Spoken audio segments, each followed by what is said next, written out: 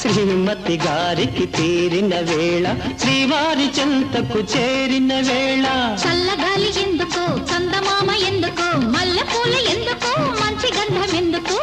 ఎందుకు